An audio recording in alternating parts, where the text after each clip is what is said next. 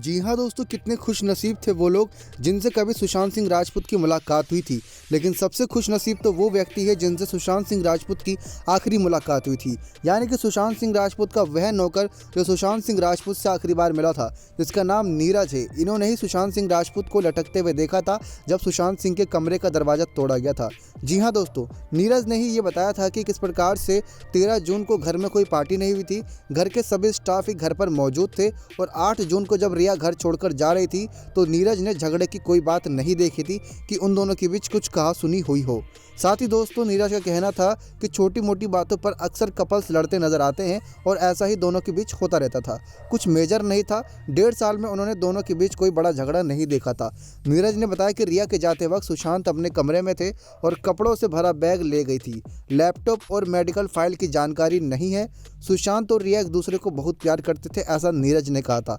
सुशांत हर बात के लिए रिया से पूछते थे और उन पर ही ज़्यादातर डिपेंड रहते थे। मेंटेनेंस और फाइनेंशियल कंट्रोल भी उन्हीं के हाथ में रहता था, यानी रिया चक्रवर्ती के। इसके साथ ही उन्होंने इलाज के दौरान कुछ दिनों तक सुशांत रिया के घर पर भी रही थी। रिया का घर को लेकर तमाम फैसले ही करती थी। कुछ स्टाफ को घर से हटाने में रिया का हाथ था। यूरोप टूर से लौटने के बाद सुशांत की तबीयत खराब हुई थी। नीरज को और घर के अन्य स्टाफ को सुशांत के डिप्रेशन के बारे में नहीं पता था। साथ ही दोस्तों, सुशांत सिंह राजपूत के साथ सिद्धार्थ पिठानी मौजूद थे जिस दिन रिया चक्रवर्ती घर छोड़ के जा रही थी।